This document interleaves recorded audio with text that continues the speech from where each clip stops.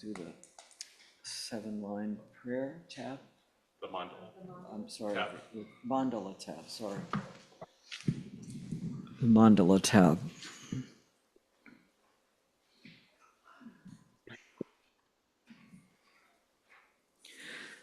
Chaksal wadang chuching sakpadang Jesu yirang kushing sowa yi gewa chung se dagi chik sakpa tam che dagi jang chu nyu ju no Sachi po chu jing me tok sham Rira pling shi ni de jen pa yi san ge xing du mik te po wa yi dro kun nam dak sing la chu pa shong Sam chen nam ki sampadang lo yi che drag ji cha wa je chen dung pong tek pa yi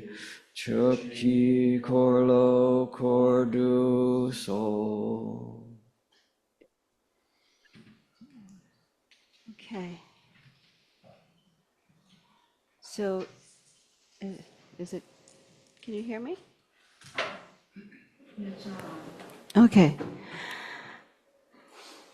So this weekend, our topic is Milarepa's Songs of View, Meditation, and Conduct. In general, if we're not talking about Milarepa's songs, which are extraordinary and a class of its own, you know. So, but just aside from that, if we talk about view, meditation, and conduct in general, then there are, we would say, views from the Hinayana, Mahayana, and Vajrayana. There are many different meditation techniques that are applied or that are used in Hinayana, Mahayana, and Vajrayana. Not to say that they are all completely different, but there's different, I would say, levels or stages. And then conduct may be slightly different. Sometimes it's the same. So these are general. If we're not talking about Milarepa, okay, he is something else, and that's what we're going to talk about. So don't worry about it. Then we will talk about him. But just to begin, I wanted to give you a kind of a general, an overview of what the view is. First of all, the view. Then there is the Hinayana, or sometimes people now prefer to use the word Theravada, because Hina means smaller or lesser, and lesser is kind of a little bit not so respectful. So some people prefer to use Theravada. The word is I think more commonly used now. Anyway, so the Theravada, the Mahayana, and the Vajrayana, and so the southern tradition, or the lesser vehicle, the greater vehicle, and the Vajra vehicle. Now, for the lesser vehicle, or the southern tradition, is that the view is basically the Four Noble Truths. In the first turning of the Dharma wheel by the Buddha, he taught the Four Noble Truths, which is the truth of suffering, the truth of the cause of suffering, the truth of cessation, and the truth of path. So this is the Hinayana, or the Theravada view in general, and not to say that this is the only view, but this is the basic, the foundational view. So just to go over it briefly, because this is not our topic for this weekend.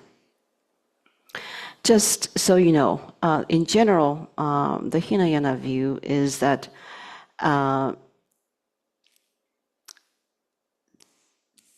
the samsara is basically suffering.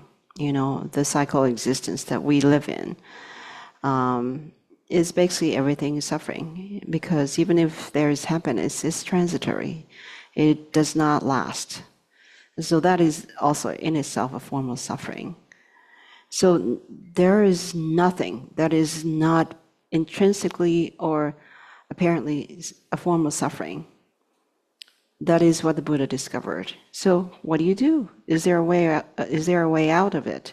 Yes, there is. But you need to first find the cause of that suffering so that you can get rid of this suffering.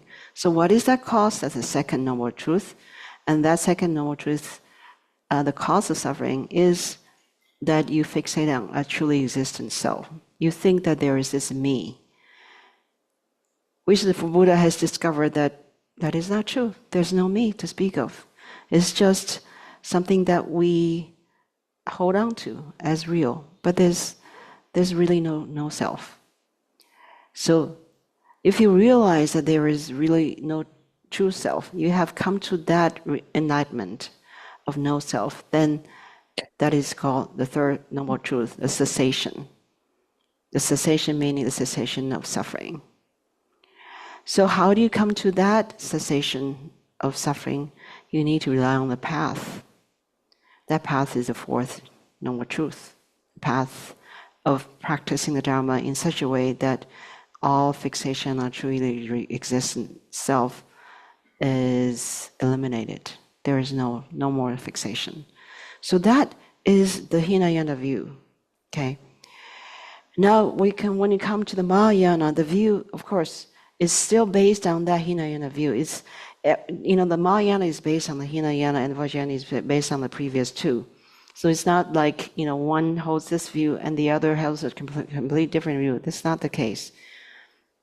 Based on that view, then there's also, in addition, the view of emptiness, the view of prajna, wisdom, and the view that the prajna and emptiness, the wisdom and emptiness, are one and the same. They are two sides of the same thing, and that emptiness includes no self. Okay, so it is not different from the Hinayana view, but it points out to the fact that it's not just the self that is non-existent. Everything else, all existence in its own nature, is emptiness. So it's more, a vast view of realizing and pointing out what the entire existence really is about. And that entire existence... Okay, a bit dry. Is there something? Okay, everybody's okay online?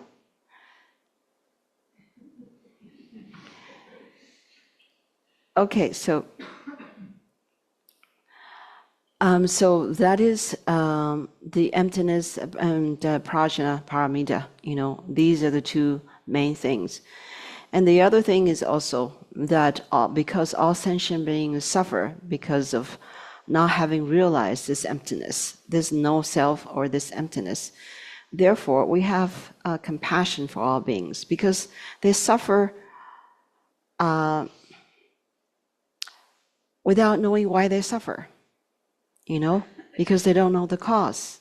Although the Buddha has pointed out and revealed what the cause is, they are not aware of it. They have not heard the Buddha's teachings. And there are even some people who, even though they have heard the Buddha's teachings, they don't believe in it. And there are those who believe in it, but they don't practice. So it's the same, like never heard of, because they don't practice, so it does no good. So we have compassion for sentient beings, and we want to practice for their sake, as opposed to the Hinayana who just want their own liberation, their own freedom from suffering. The Mahayanists want, first and foremost, the liberation from suffering for others, not for themselves. And that is the view. Now we come to the Vajrayana. which is what we belong to. Our lineage is a Vajrayana lineage, and all of you too, I believe. Then there's, of course, it's based on Mahayana view of emptiness and prajna being two sides of one coin. But that is only one view in the Mahayana. In the Vajrayana, it elaborates that into even more, and that is emptiness and appearance are in union. They are one and the same. They're always playing one. Emptiness plays out appearances, but more than that, wisdom also is emptiness. So we can't say emptiness is just empty. That is wrong. Emptiness is also wisdom. So wisdom and emptiness they use the word union, the union of emptiness and wisdom, the union of emptiness and luminosity, the union of emptiness and bliss. So Vajrayana has this very beautiful view of everything being not just emptiness, as the Mahayanists would say, but everything being the union of emptiness and something else, union of emptiness and appearance, emptiness and bliss, emptiness and wisdom, emptiness and luminosity, emptiness and compassion. Everything is not other than emptiness, but everything is the display of emptiness and in union with emptiness. So that is the Vajrayana view. So that's kind of an overview of all the different kinds of views. Now, when it comes to meditation, then the Hinayana or Theravadan meditation is mainly meditation on non-self and using renunciation, because samsara is no good. I want to get out of this samsaric existence. And so you meditate on, all the defects of samsara and the causes and results of karma, and you think, I should always only engage in virtuous things. And therefore, in the Hinayana practice, there's a lot of emphasis on moral discipline and renunciation. And then, retreat into solitary areas, and you just sit, meditate on your own, seeking your own liberation. That's your meditation. And then in the Mahayana, of course, the motivation is different. It's not just for yourself, but for also all beings. That is the main motivation, that you want to practice so that all beings can be liberated from samsara. And then so the practice, there is 84,000 different methods. There's not just one or a few. There's many. You can meditate on emptiness, and you can meditate on compassion. You can meditate on the Buddha. But in the Mahayana, there's no deities, such as the deities in the Vajrayana. There's just basically Buddhas and Bodhisattvas, and that's it. Now, when you come to Vajrayana, then there is the appearance of deities. We have Vajrasattva, we have Manjushri, we have Avalokitesvara, many, millions of deities. These deities are appearances of emptiness. These are deities that considers none other than Buddhas themselves. And then the practice is also, there's, of course, deity practice, there is a meditation practice, there is Mahamudra and Dzogchen and many other techniques. But all in all, these techniques are based on the understanding that the mind is the basis of everything. The mind is Buddha, and all these deity practices and meditation techniques are not other than meditation on the mind. That is the basic understanding. Whether you're doing practice of mantra or meditation on a deity, or just Lama Lodro meditation, they're all pretty much based on this understanding that the mind is the Buddha. The mind is not other than the Buddha, and realization of the mind's nature is why we're engaging all these practices. So that is the Vajrayana approach. So that's the meditation for all three yanas. Now the conduct, the conduct of the Hinayana practitioners, of course, like I said, they emphasize moral discipline, very strict, upholding of all the precepts and very pure conduct, and that is what they emphasize. And then the Mahayana also emphasizes moral conduct. Not that the Vajrayana doesn't, but because the moral discipline is the basis of everything. If you don't have a moral discipline as your basis, then no matter how hard you try in your practice, it's not going to lead you to liberation. So that is the base. That is the foundation. So in Mahayana, the conduct is a bodhisattva conduct. You are practicing for the sake of beings. So in your conduct, you practice compassion and loving kindness, and making an effort to benefit all the people around you, to be kind to them. And your practice is also, aimed toward bringing happiness, temporary happiness, such as happiness of this life and future lives, and ultimate happiness, which is the happiness and supreme joy and bliss of Buddhahood. And don't think of it as something high up there, but actually that supreme bliss and happiness of Buddhahood is already in your mind, because that is the nature of your mind. It's just that you don't recognize it. So that is why in Vajrayana, it says, that is just your mind. That this point is not so much, it is talked about, but it's not so much emphasized in Mahayana. In Vajrayana, there's a lot of talk about your mind being none other than bliss itself. That is why when you realize what your mind really is, bliss fills your mind. In fact, bliss is your mind. There's no other mind to speak of. That bliss is your mind, which is none other than emptiness itself, because emptiness is bliss. That is what the Vajrayana talks about. So that is why in Vajrayana is very, in my mind, is extremely profound and extremely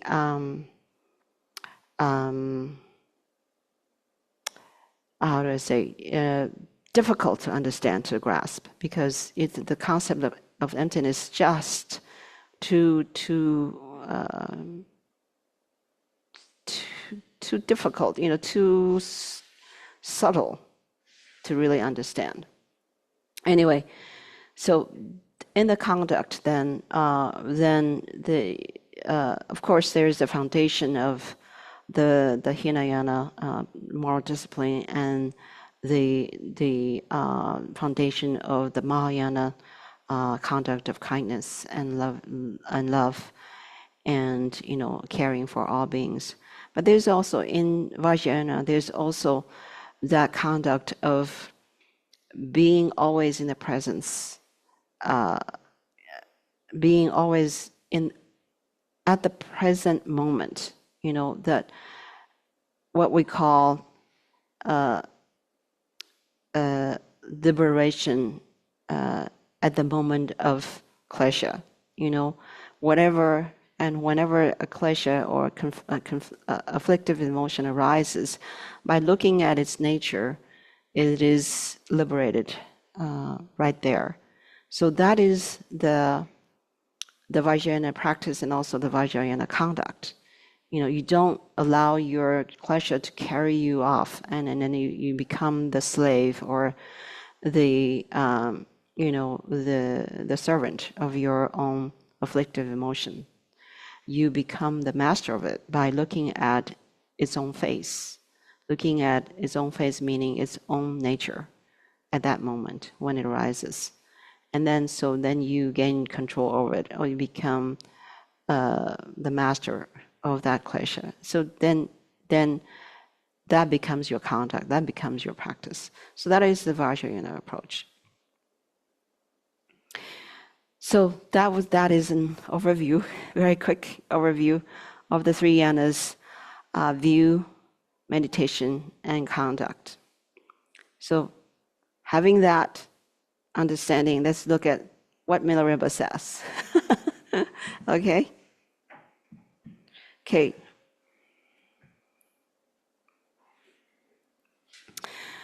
Let's begin with chapter 34. I'm now going to start from chapter 6.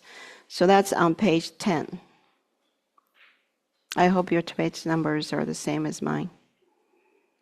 Page 10, chapter 34, winning the debate arisen through jealousy with power and magic. So if you have read the Milarepa's songs, you might be familiar with these two guys. There are two scholars who wanted to debate with Milarepa, and they think they're very proud. They think they know a lot of the Buddhist philosophy, and Milarepa is just, who knows, just a meditator who knows nothing about the philosophy, Buddhist teachings and philosophy. So they wanted to debate with him, and even, doubted Milarepa's magical abilities. But finally, they really gave rise to respect to Milarepa. So here's two of the songs that I've picked out of a whole series of songs that Milarepa sang for them. So the background, in brief, is while the Jizun was in Nyanang, there were some teachers from a monastic college of philosophical studies who were jealous of the Jizun and derided him heavily, saying he was a heretic, a perverter of the Dharma. The two leaders, Loden Gendumbum and Radun Lama Lodro, went to debate with the Jizun with the intention to banish him from the land. The Jizun sang sounds of Dharma and displayed great acts of miracle, but the teacher Lama Lodro became even angrier. The other teacher, Loden, began to doubt himself. He said to the Jizun, "These seem to be genuine, but it is difficult for us logicians to come to believe in something like this. If all these things aren't just the yogi's tricks and are signs of your being on the path, then you should have trained in the 6 paramitas. Tell us how to practice the 6 paramitas." Then Milarepa sang this song of realization in reply. Now I want to begin with this song, which is not about the view, meditation, and contact, but rather about the 6 paramitas. But I think it's meaningful. So let's see. The victorious great refuges are the 3 precious jewels. Great bliss resides at the crown of my head. Now, the great bliss resides at the crown of my head refers to his guru, Marba. And he refers to his guru as just great bliss. So this is, this kind of echoes what I have just said.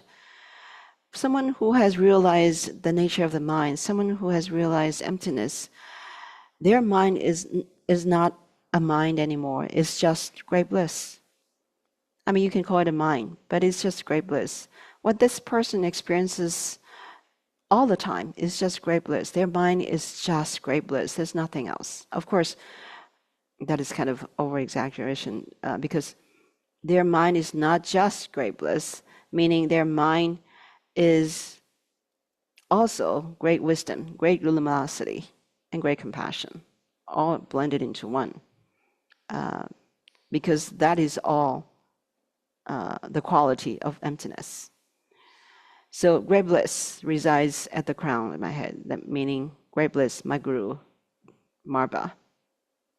He's always at the crown of my head. And be inseparable from me, from my heart, I pray. And so many of the songs of Milarepa always begin with prayer and homage to his guru, Marba.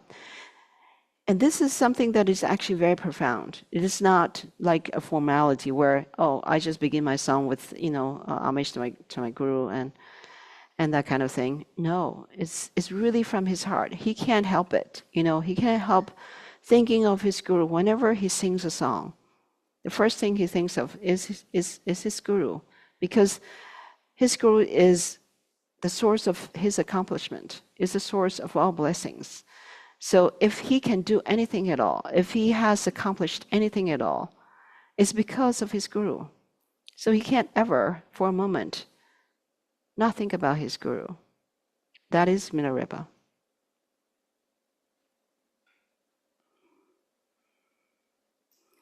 Take with the hook of undistracted compassion the six beings, meaning, beings in the six realms, who have all been your father and mother. So take them with the mind of love. Always keep them. So he's praying to Marba, please always be kind, be loving to all sentient beings with your hook of undistracted compassion.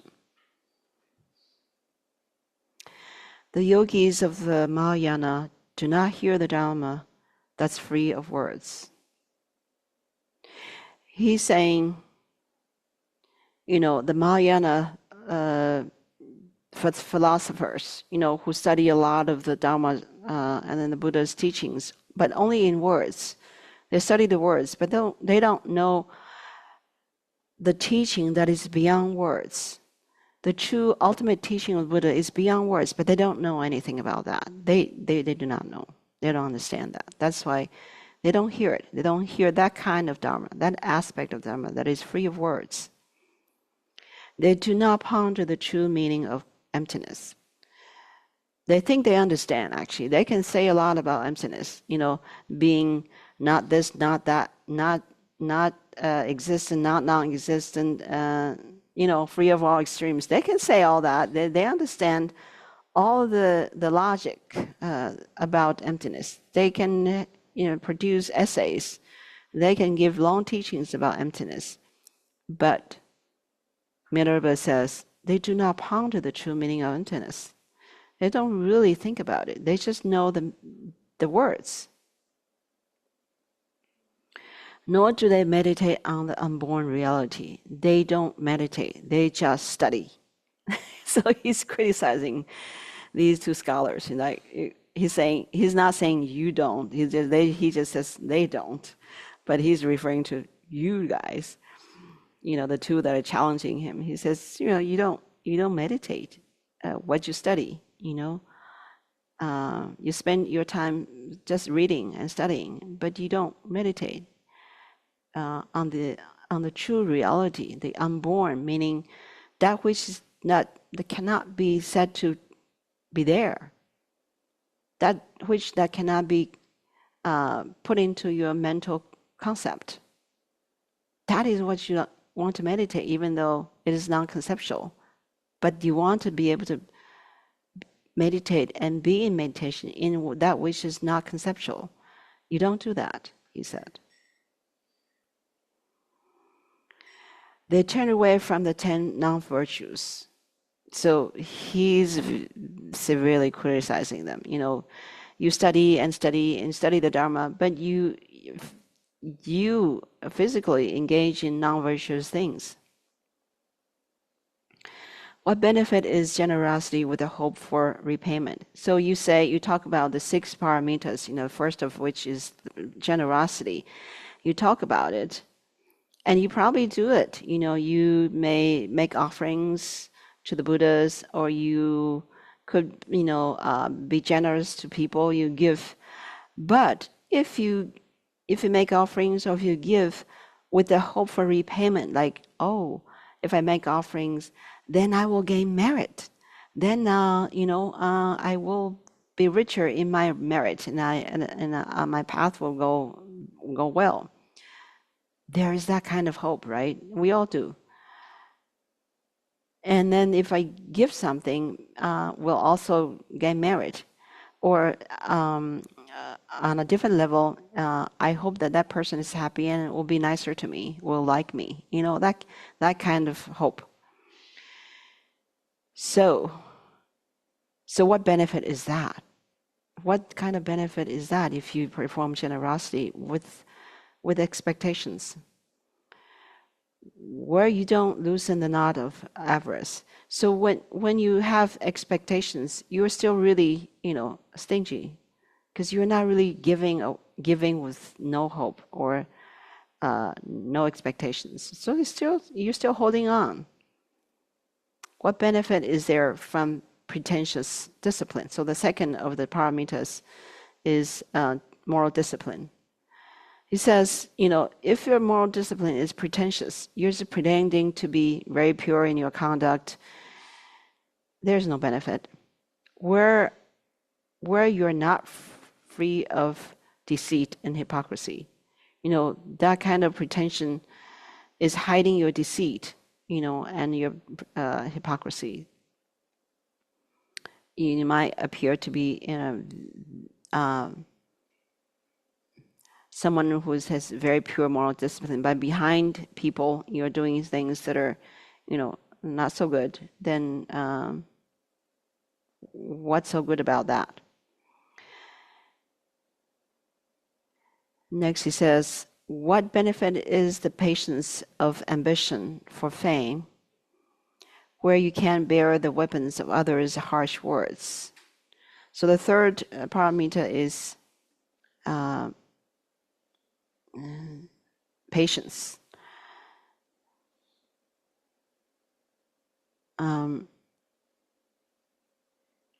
So you pretend to be patient, but if someone speaks harsh words to you, you kind of become enraged. So what kind of patience is that?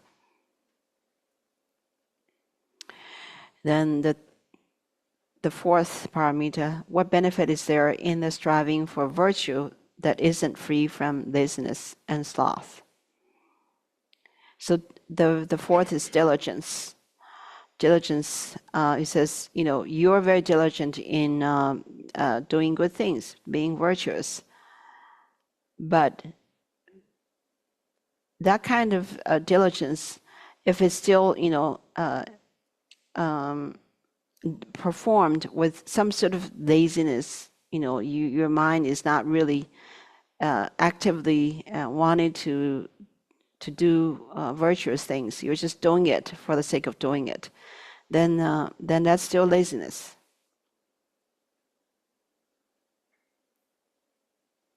The fifth is meditation.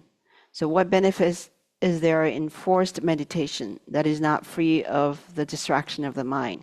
Sometimes we meditate because it's a daily practice. It's my daily routine, so I better sit down and sit for an hour. So that's what Milarepa calls forced meditation. Like, you don't want to, but you have to because it's your routine. So what benefit is that? If you are entertaining your mind with distraction.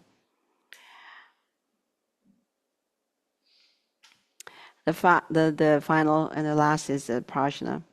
What benefit is there in cultivating prajna where appearances don't arise as one's friends?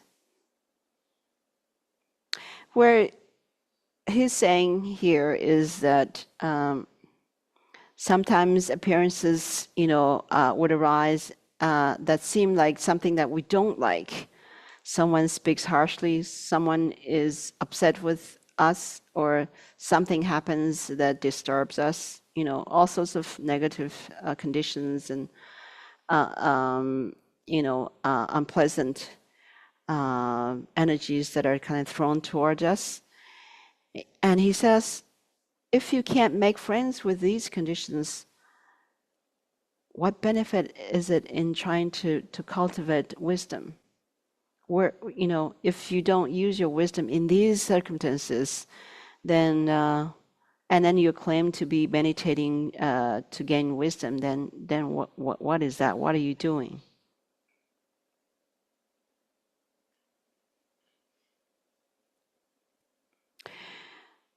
So next he says, what benefit is there from extensive hearing without understanding the profound permissions and prohibitions? This actually I don't really understand. I think is talking more about the Vajrayana permissions and prohibitions, and I'm sorry, but I don't know what exactly he's referring to. Next, he sings, what benefit is there in speaking of cause and effect when one's practice isn't harmonious with what to adopt and reject? When we learn about the karma, that's if you basically the law of karma, we need to understand that karma is not a law, really. It's just a natural way of how things play out, okay? It's not because someone made the law or someone discovered that is the law. It's the word law is a little misleading. Karma is just a natural way of how things how causes and conditions play out, okay? And the Buddha has discovered that the way things play out is that if you perform virtuous deeds, the causes and conditions are such that the result of those virtuous deeds will bring conducive conditions and happiness to that person.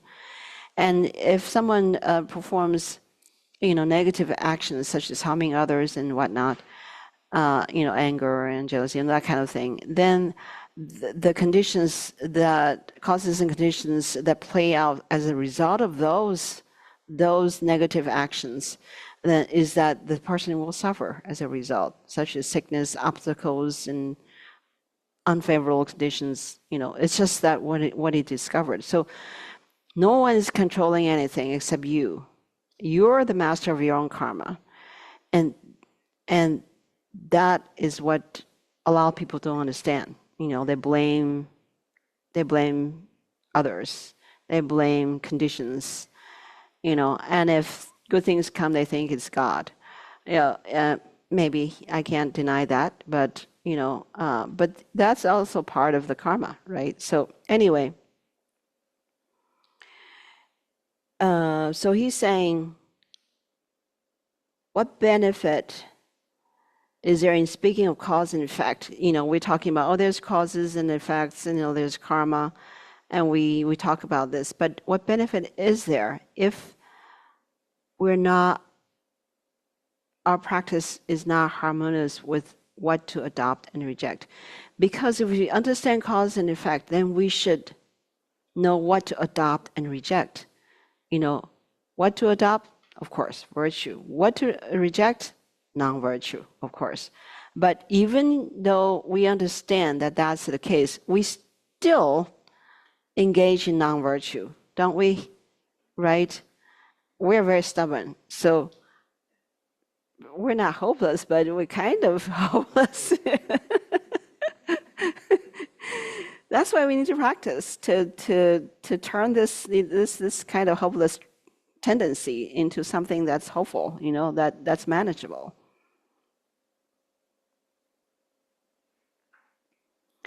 What benefit is there in assuming a monk's appearance when one's own mind stream isn't in accord with Dharma? Such as myself, I'm wearing, a monastic robes.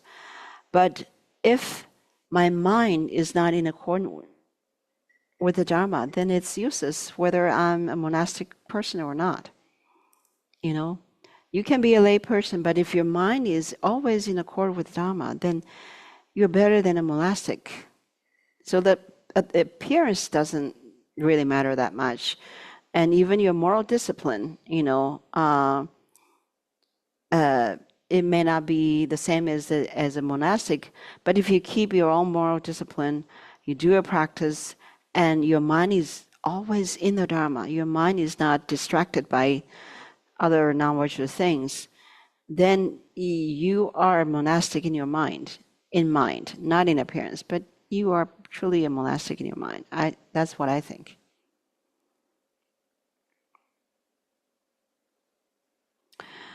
If you have a mistaken view, if you want to have wisdom without killing the poisonous snake of the afflictions. So everyone wants to have wisdom. Everyone wants to realize emptiness, right? But when afflictions arise in our mind, we fail to use emptiness, which is wisdom, to tame that affliction. We always fail to do that most of the time, 90% of the time. When there is jealousy, when there is pride, we just let that pride carry us on, right? We just carry on with that pride, whatever pride that is.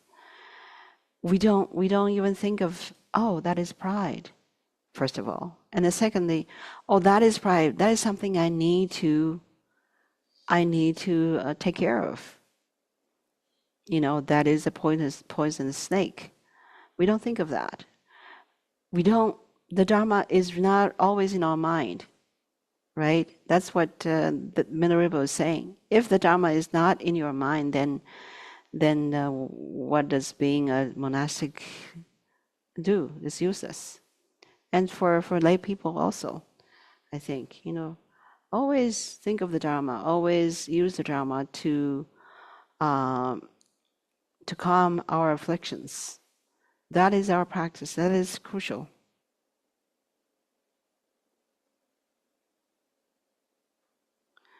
So if you don't do that, how can you have wisdom? How can you gain wisdom? How can you realize emptiness?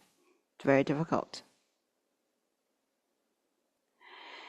You've a mistaken view if you want bodhicitta without taming the storm of jealousy.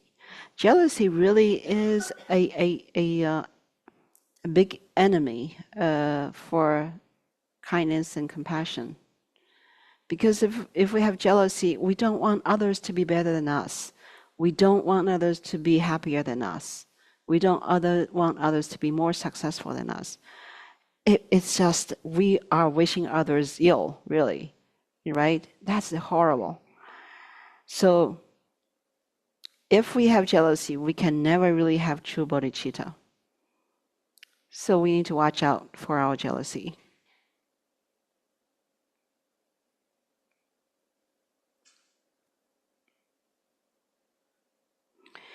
You have a mistaken view if you want honor and respect without abandoning the harm of beings.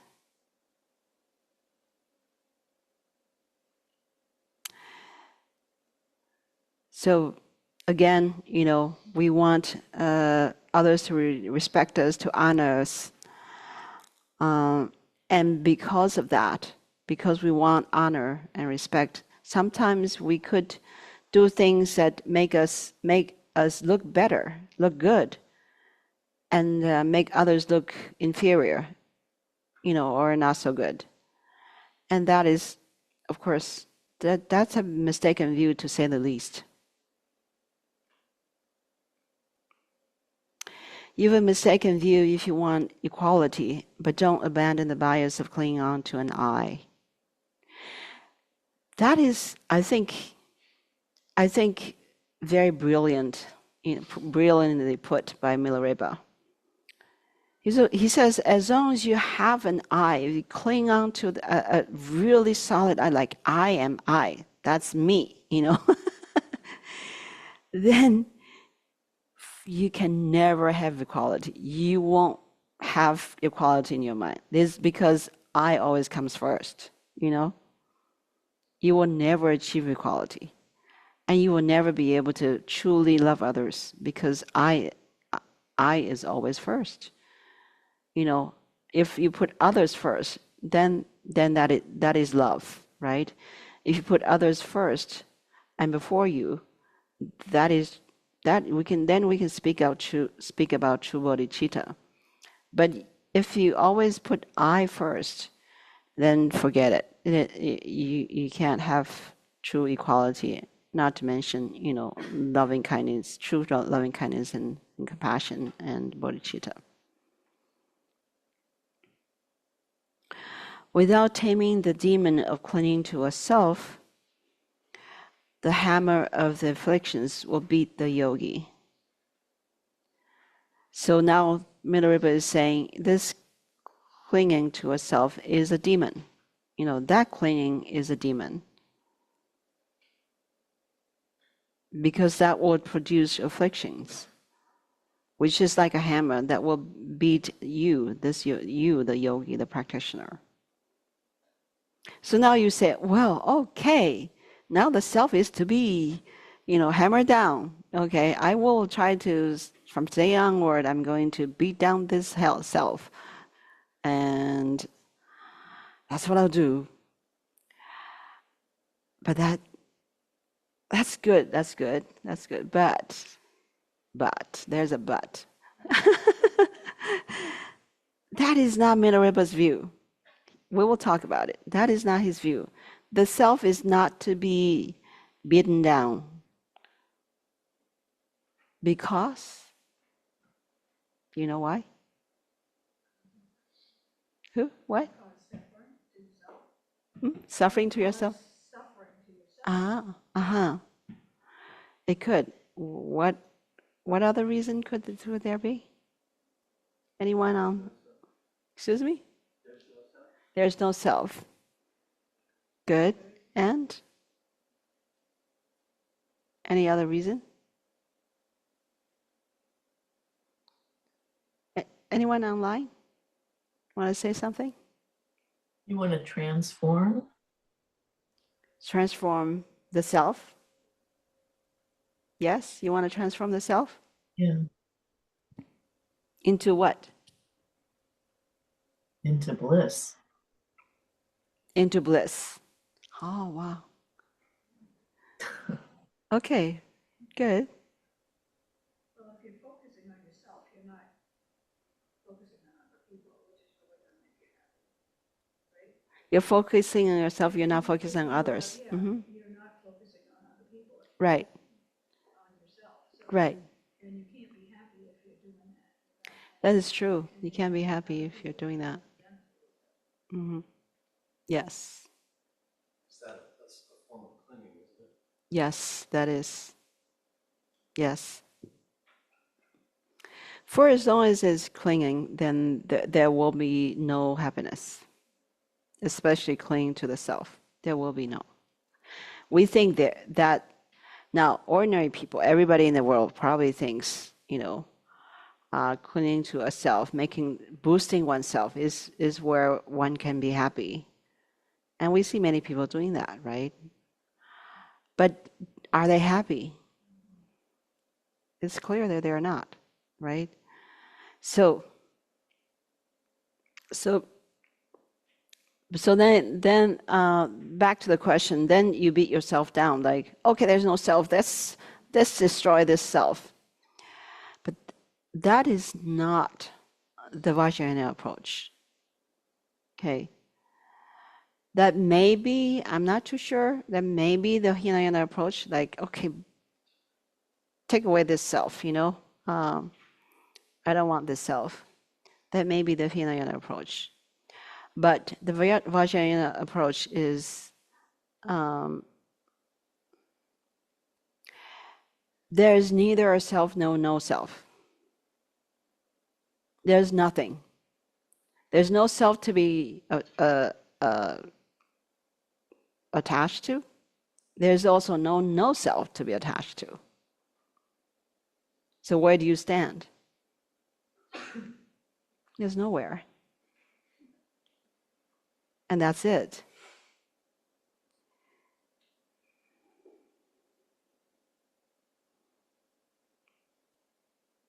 Okay, next.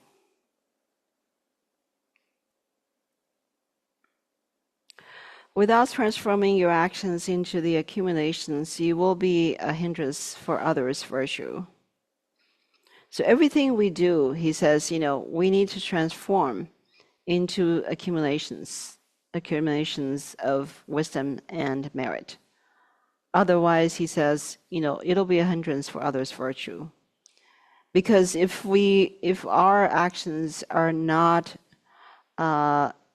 transforming into accumulations of wisdom and merit for the sake of others, then while we're doing things that we think are good for ourselves, it could be harming others at the same time. So he says, be careful. Your actions need to be accumulations for others. Without Dharma having mixed with your mind stream, meaningless words will upset others' minds. I hope that I'm not doing that.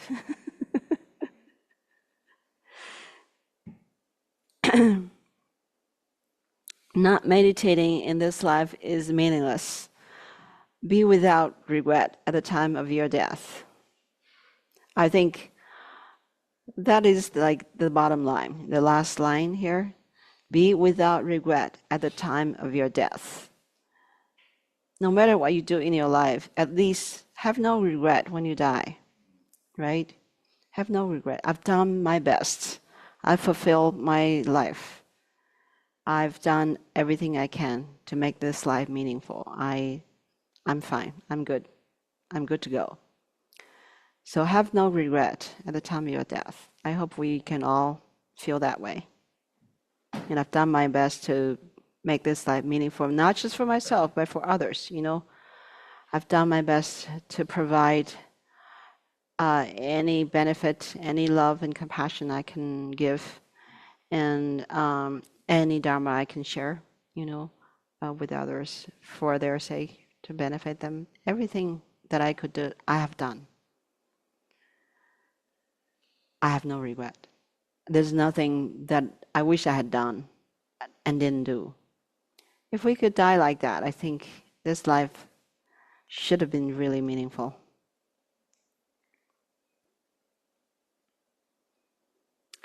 So that's the song.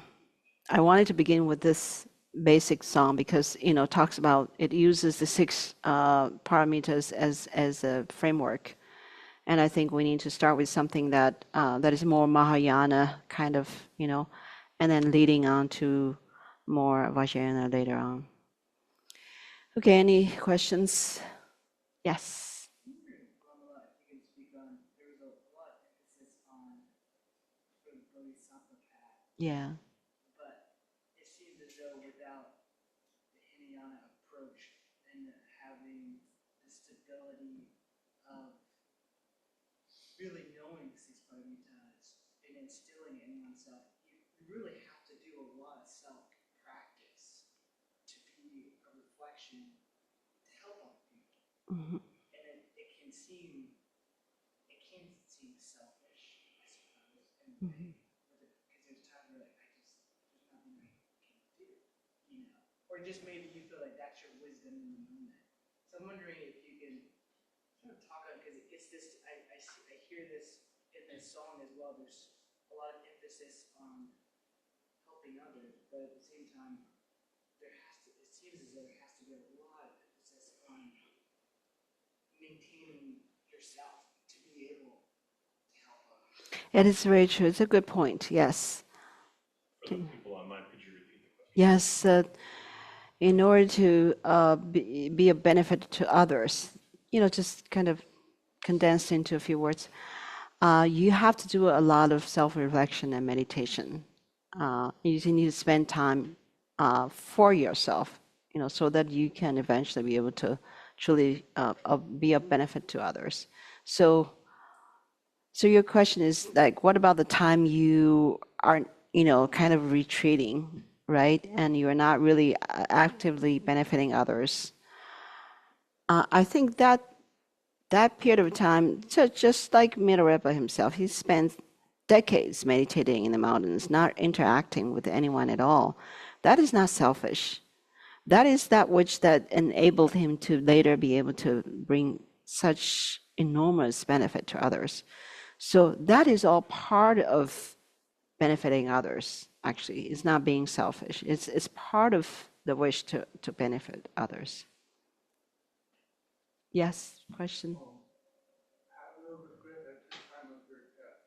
And so a lot of us, or I'll speak for myself, diligence, we're always taught to perfect diligence. And so I'm always questioning myself, am I diligent enough? And then sometimes I do something like a little retreat, or I do some good practice, and I feel I'll have no regret. and then the next day, I feel like I didn't do enough. So how do you work with balancing pushing yourself through our natural laziness and being content with your practice? Right. Yeah, that is a very good question. Um, so how do you balance feeling content that you've done what you can in terms of your practice and benefiting others, and and and then sometimes feeling that what you've done is not sufficient, right? I think we are always in a state of fluctuation in that there are good days and bad days, and there are days when we're doing better and days we're not, doing so well. And there are days where we feel that we've done our best, and the days where we feel that we could have done better, or we should do better. And that is normal. I think we need to accept that as something that we are kind of all are in that situation, and we constantly do what we can. And I don't think we need to judge ourselves like, oh, I haven't done my best, or I haven't done enough to bring, happiness to others. We don't need to judge, and we don't need to evaluate too much. Otherwise, it puts some stress on the mind.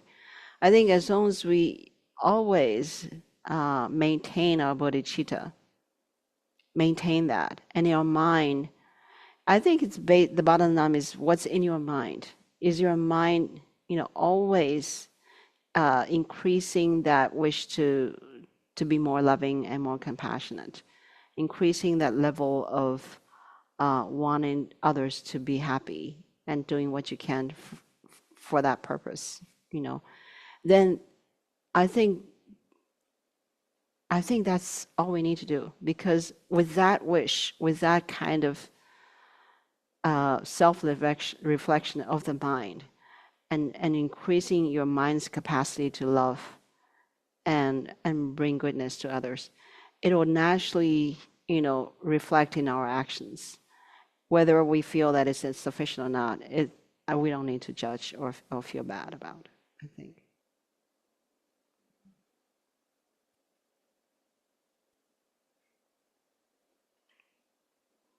Okay, any other?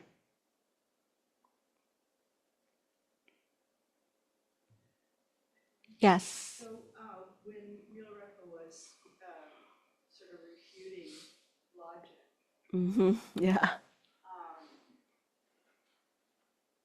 would it be correct to say that's not the middle way logic necessarily, right? Or what kind of logic was he refuting? Right.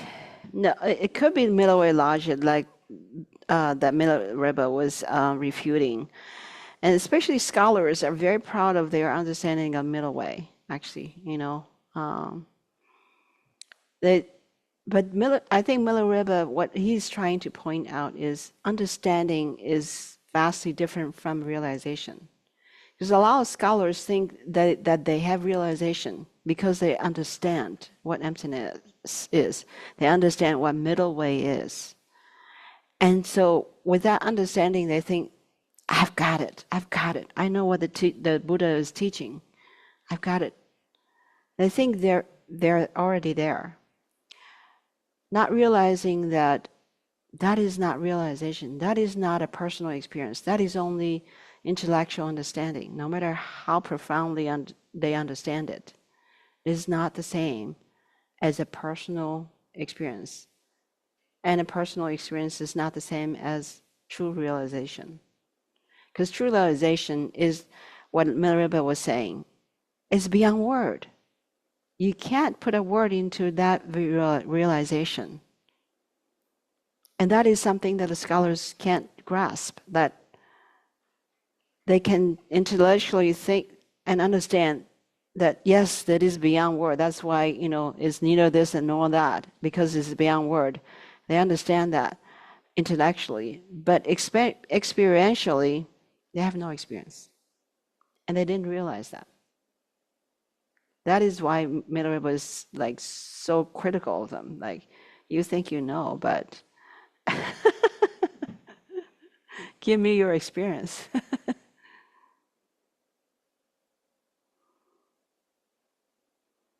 Okay. Any others?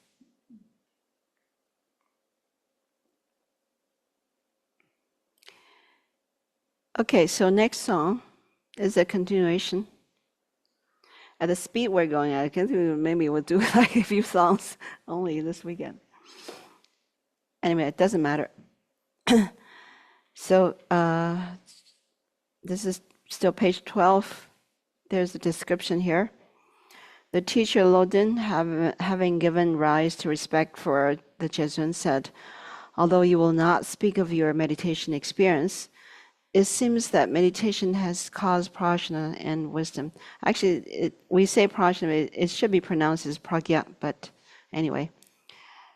Prajna and wisdom to be revealed in you. Please briefly speak about the view, meditation, and conduct of bestowing abhishekas and the graduated path and bhumis. The Jijin said, I don't know anything about your tradition, but my tradition is like this. Then he sang the song of realization. I bow at the feet of my brother translator. In reply to this great teacher, I sing this song. Without positing contradictions and connections, listen to the meaning. So without positing contradictions and connections, meaning without any philosophical contemplations. I'm not going to, tell you this and that are contradictory and this and are connected with each other. Without saying any of that, I'll just tell you what the true meaning is. When there is nothing that is looked at, this is supreme seeing. Oh, here we come. Didn't I tell you? His view is a separate view from everybody else's view. I mean, it's Mahamudra view, but he just puts it in such a way that it's just supreme. You can't really put a finger at it. So when there is nothing that is looked at, this is supreme seeing. What he's saying here, supreme seeing what? Seeing what? Huh? Emptiness? Yes. The truth? Yes. And what else? Enlightenment? Yes. And? Mind. Yes. I think that these answers are all correct because they're all the same thing. True seeing the mind, seeing emptiness, seeing the truth, it's just all the same thing. But that mind or that truth or that emptiness is nothing to be looked at. If you think you're seeing it, then you're not seeing it, for sure. Because if you think you're seeing it, then there's a seer and that which is being seen. Then it's not it. When the true seeing is, or the supreme seeing is that there's nothing that is looked at. So what is that? This is mind itself. And what is that mind itself? The mind itself. It doesn't say just the mind, okay? The mind is, we might misunderstand it to be the mind that we experience day to day, moment to moment. But yes, that is the mind also. But that's the appearance of the mind. If you're talking about the mind itself or the mind in its own nature, then it is something that cannot be experienced by looking at it and seeing it, because there's nothing to be looked at or seen. And so then you would ask, what is that? That is luminosity, he says. The mind itself is luminosity. And that luminosity is not something that is experienced as a subject and object.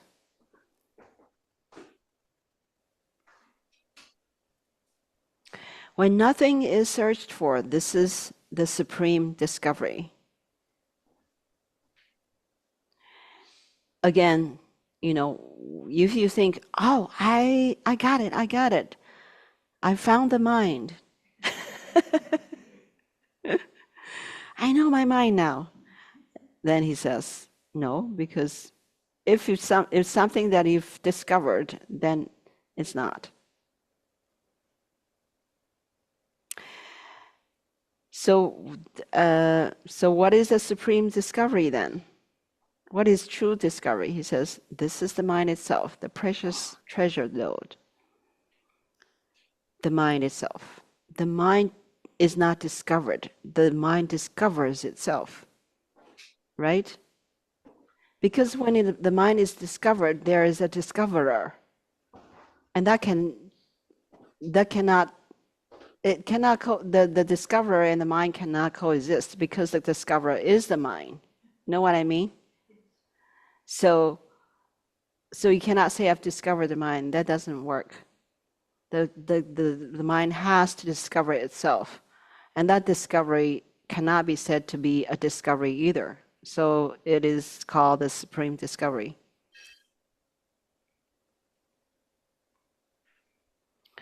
When there's nothing to eat, that is a supreme cessation. This is the food of samadhi that completely liberates. This samadhi is not the ordinary samadhi where you're immersed in some sort of non-conceptualization, It's not what he's referring to here. It's the samadhi that liberates. So again, this samadhi is the samadhi of the mind itself.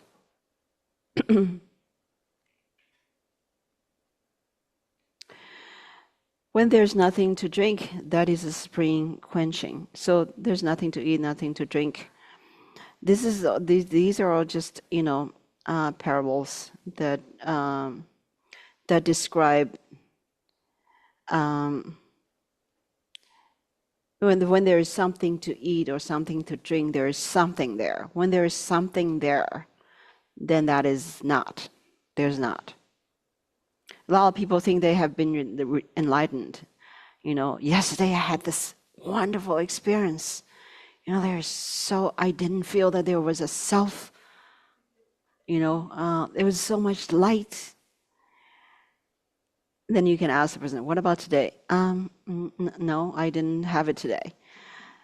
Then it's not enlightenment. Enlightenment does not come and go, right? And there's also enlightenment is not a situation where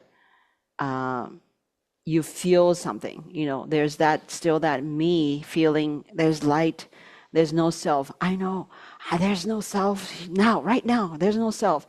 Well, where's that person that feels that there's no self?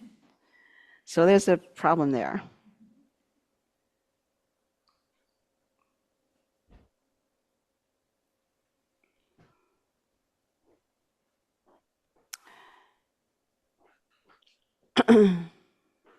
So it's these are like just examples. Nothing to eat and nothing to drink means there's nothing. There's no person that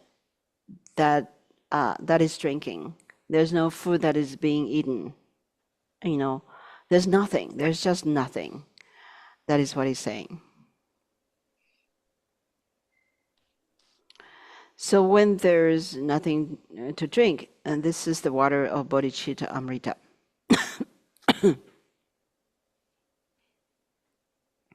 This wisdom that is merely self-aware is nothing that can be expressed through speech.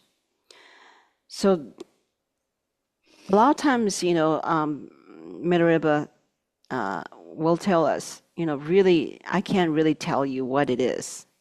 This wisdom that I have experienced, that I have realized, I can't tell you. It's because it cannot be expressed through speech. Why? Because it's merely self-aware. That experience, that enlightenment, that wisdom is simply self-aware. that itself is self-aware. It's not me that is aware of it. So I can't tell you what it is. This is not an object of the Shavakas or the immature. It is also not the domain of learned logicians. Yeah, because it cannot be explained. So, if you try to explain it through logic, it doesn't work.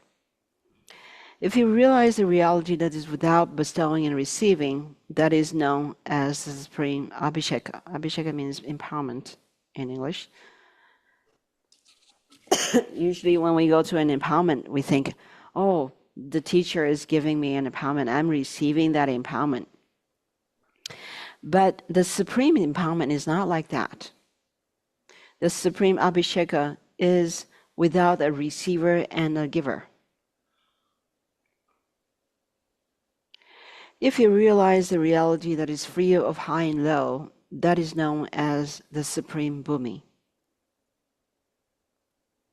Bhumi means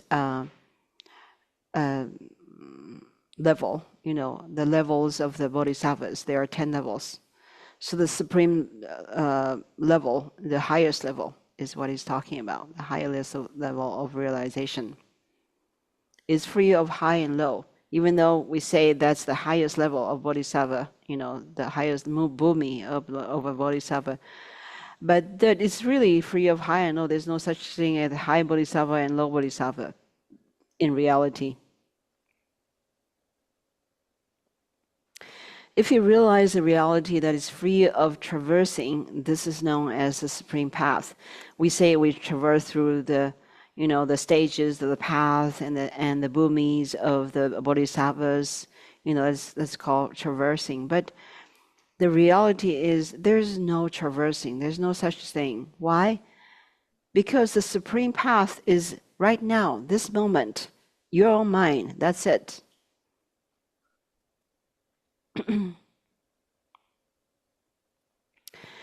If you realize the reality that is unborn and undying, that is known as fulfilling the supreme need.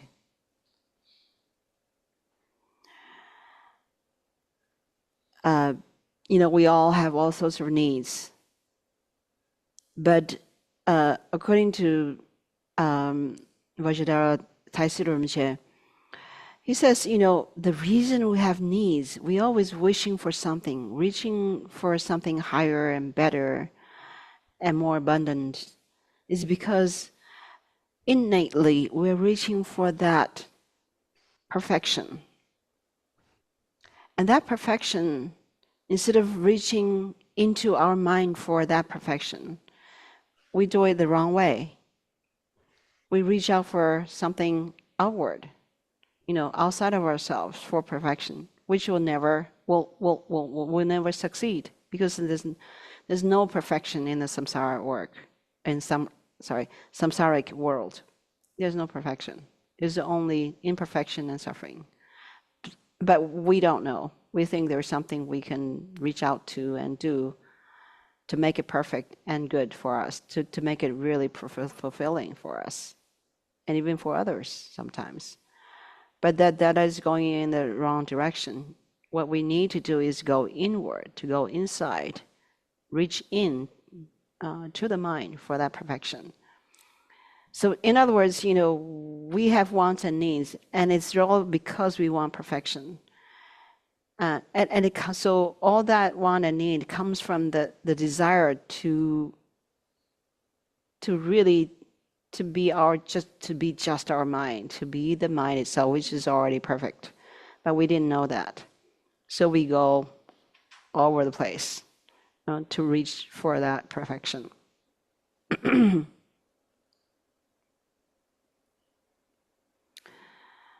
And so that's why Milarepa says, if you realize the reality, which is the mind itself, and that mind is unborn and undying, it's always there, but it's never been born, and it will never die. If you can realize that, that will fulfill your supreme need. That will fulfill all the needs you want. If you realize the reality that is incomprehensible, that is known as the supreme pramana. Pramana means logic, So these logicians or scholars, Buddhist scholars, they use all sorts of logic to explain what the mind really is and this and that. But, it's only words. Even though they understand that the true reality, which is the mind, is incomprehensible, you cannot ever really comprehend it. They still try their best to try to explain it in this way and that way. But, it's just still words. It will not lead you to realization of what that reality is. So it takes realization. It does not take studying. If you realize reality beyond greater or lesser, that is known as the supreme jnana. There's the greater vehicle, greater jnana, mahayana, and the lesser, the hinayana. But once you realize the reality that is beyond greater or lesser, then what you realize, that reality is called the supreme jnana, the supreme vehicle.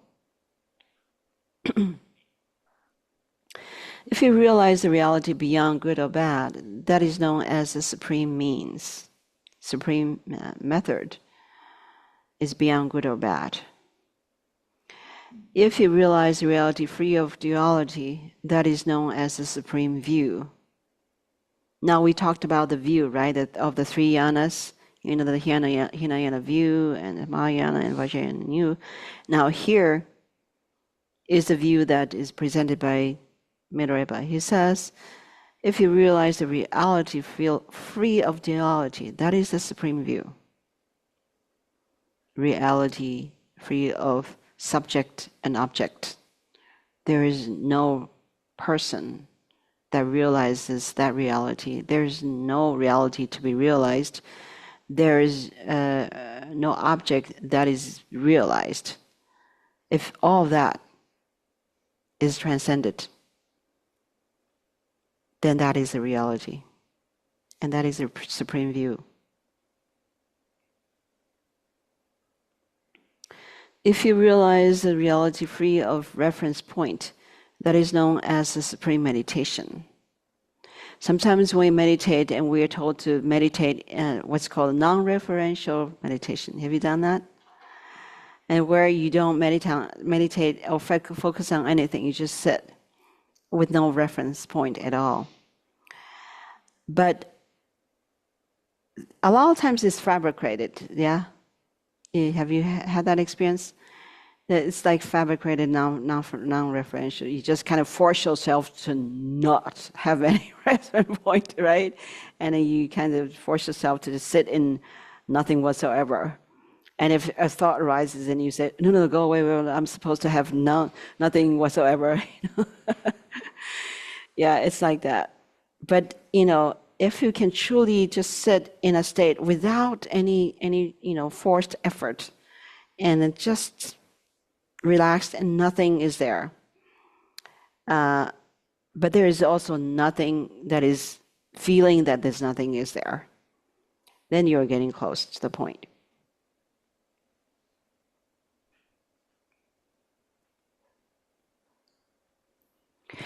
If you realize the reality free of adopting and rejecting, that is known as supreme conduct. So usually in our conduct, day-to-day activities, we're always, bringing with us a set of calculators, like, okay, this is good, that's bad, and blah, blah, blah, this person is bad, and then he and she said this, that's the kind of, not good in my opinion. Well, we're always judging and calculating and adopting and rejecting ideas and conducts and speeches and things like that. which we need to do because otherwise it would be crazy, right? We have no standard of whatsoever. That's not good either. But in terms of the reality, that is beyond any concept, beyond any good or bad, adopting and rejecting. That is a supreme conduct, beyond anything. So actually, in the minds of realized masters, there is no good or bad people. Sometimes we would go to our teacher thinking, I'm a good student, my teacher will like me, But actually we need to realize, according to what we read here, the teacher does not judge you. And they do not judge someone who is a poor practitioner either. There's no good or bad. They don't adopt or reject. Their mind is beyond everyone being equal or unequal, everyone being good or bad. There's no such judgment. So if they behave and they display the conduct of someone who likes good students and dislikes bad students, it's because they want to encourage good students to be better and bad students to be even better. It's not because they dislike or like. So this we need to understand. Why are they like that? It's just natural. Because for someone who has realized true reality, the truth, the mind's own nature, they cannot bring themselves to being judgmental. There's no way. They can't. Their mind does not function that way. Amanda probably wanted to give you your membership thing. What? I said Amanda probably wanted. Okay. Okay, this is a long song, almost done. If you realize the reality that's free of effort and exertion, that is known as the supreme fruition.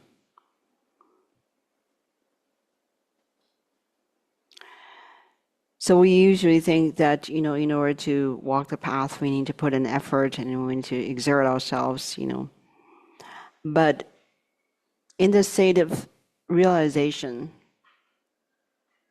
there is no effort, there's no exertion. That is called the supreme fruition. Everything. So what did I do? You would ask. Everything is done in a spontaneous way. That is why it's effortless for them.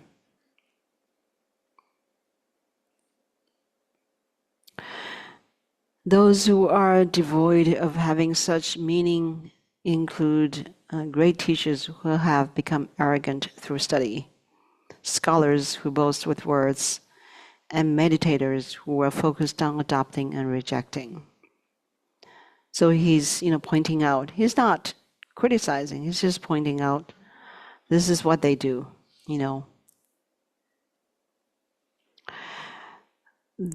Though these three hope for liberation, they only remain bound. So these three, meaning, who the scholars, the teachers, and meditators, they, wish to have liberation, but they remain bound by their own samsaric tendencies. They are bound by the ropes of duality. So samsara tendencies is really just dualistic thinking. Thinking there's I and because there's I, there's others. So that's a duality right there. So that's why they're bound. They're not free. So that the business of having an I is serious, isn't it? We think, well, I'm just me. I mean, what's wrong with that, But there's a big problem with that thinking. So as a Buddhist, and I think fundamentally we need to, at least, even if we're not able to immediately, even long term, gradually, remove a strong and kind of unmovable fixation on a solid self. At least as a Buddhist, we need to at least mentally and intellectually, conceptually, be determined, be very, very determined and very convinced that there is no I whatsoever. If we don't have that conviction, then it's difficult to make reasonable progress on the path, really. I say this with a lot of insincerity, because I think I've seen a lot of practitioners who have done years and years in practice, and you see that their klesha, in their arrogance, and their anger is still very strong, extremely strong, and nothing has decreased. And I think, why are they like this? Is the Dharma, is the practice not working? No, it's not that. It's because they have not really, in their own minds, established a conviction that there's just no self. There's no self whatsoever. If you start your practice with that as a basis, it'll go well and it'll go fast. Your progress will be good. But if you fixate on there being a self still, after years of practice, then it leads nowhere. It's just not going to work, really. So I think reading these songs will help us. I think it's very helpful, And it's not just that there's no self. That there's nothing that is remotely related to ourselves. There's no self, but that notion of no self is really the notion of there being neither no self nor a self. There's just that voidness, that emptiness. That is the self. If you want to call it a self, that is the self. But of course, you can't call that a self because there's nothing. You know what I mean? You make that your center of your practice, then it'll go well. If you practice with that, I'm going to do well, I'm going to do this and that, I'm going to be better than someone else, I'm going to do this, it won't work. If you have this I'm going to do this, and I'm going to do better, there's me there all the time, whatever I do, it doesn't work. It doesn't work.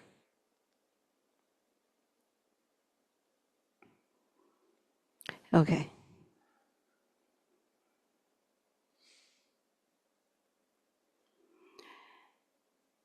All right, where are we? Because there's no we, so it doesn't matter where we are.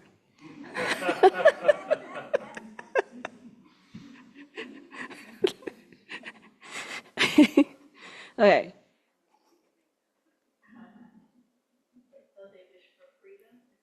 Yeah, okay, they're found by ropes of theology. Is that happy? All of a sudden you feel happy. We're not really there. So it's just a happy feeling. Though they wish for freedom, they only stay caught. They are caught by the hook of perceiver and perceived. That's it. That points out why we don't feel free and happy. We wish to be free, have a free mind. The mind is not bound by all these kleshas, all these afflictive emotions, but we're still bound by all of them. Why? Because we are caught by the hook of perceiver and perceived. This me, the perceiver, and everyone else, the perceived, we're caught by it, and then we're hooked. We can't let go. Though they wish to get out, they sink into the mire. They sink into the mire of the three realms of samsara. So that's what happens. Thus he sang, Loden abandoning his arrogance and pride, prostrated to the Jezun. Though he requested the Dharma, the Jezun did not give any. He gained unwavering faith in the Jezun and said, the debates we have engaged in are the true debates. You have won, indeed, thus offering his concession. Okay. I I don't think we have time to sing this, but we have other songs, the shorter songs that we can sing later this afternoon, maybe. Okay. All right. Time is up, right? So dedication. Do we chant the dedication? Peter? Where's Peter?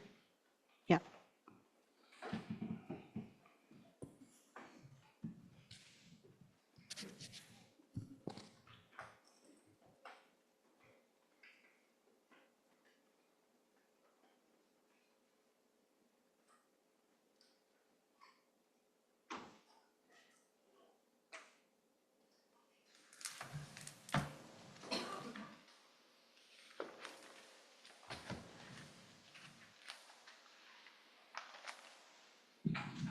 Dedication of merit, the very last tab of the book, the very last page, or a few pages in.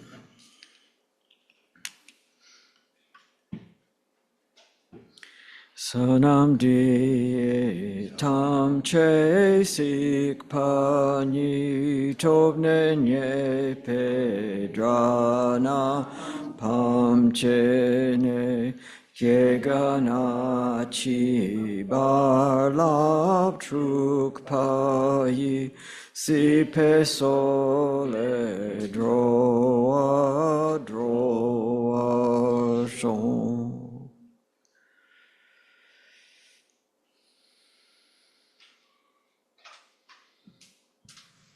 Okay, see you at 1:30. Thank you.